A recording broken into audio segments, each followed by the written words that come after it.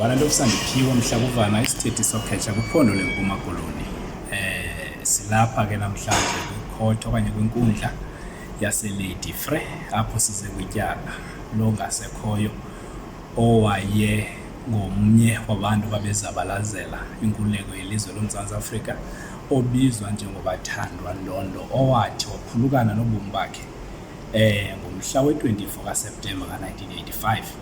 Eli tyala ke emsasazi lilamanye wamatyala esiwenzayo singokhetsha apho wofumanisa into yokokuba kukho abantu abathi babe kanti babulawa ngexesha longcinezelo apha eMzantsi Afrika, naneli ke aluhlukanga nganto njengoba liqhuba namhlanje apha. Lityala ke liqale nge-27 which is apha evekini ngomvulo ukuqhuba iveki yonke sesikwi-trial ngoku sithetha nje msasazi nabaphulaphuli sijonge into yokokubana sive into yokokuba ngalamhla kwenzeka ntoni.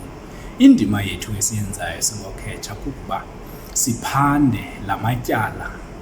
Wawukhumbula ke msasazi into yokokuba suka kumatyala abizwa njengokuba kwakukho into ewawuthiwa yi-TRC.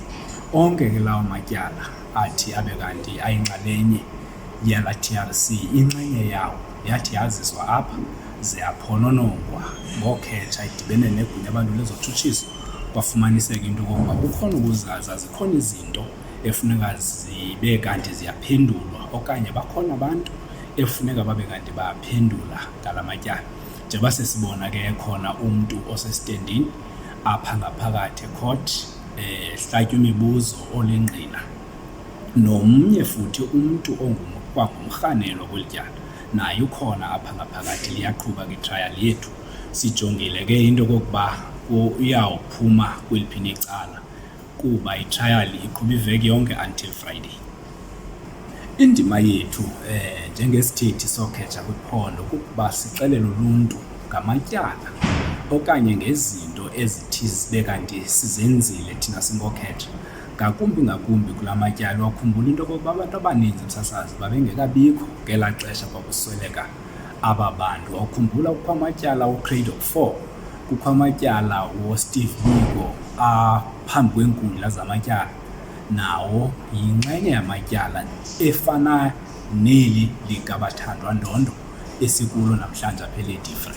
So indima yethu ke kukuba sichazele uluntu yintoni thina esiyenzayo singokhetsha ngala matyala amadala. And ke ngoku ubungqina esithe sabe kanti siyabuqokelela singokhetsha bubungqina esiqinisekileyo futhi into yokokuba bu-admissible ngesingesi apha kwiinkundla zamatyala, buvumelekile and bamkelekile. Sisebenza ke ngokusondeleleneyo negunya abantu lezotshutshiso kuba amatyala wethu msasazi ngamatyala esinothi ngesingesi a-NPA guided, ancediswa okanye sisebenza kanye negunya abantu lezotshutshiso kumatyala esithi sibe kanti siyawaphanda. Nalapha akakho mahluko, yinto efanayo namanye amatyala esiwaphandayo.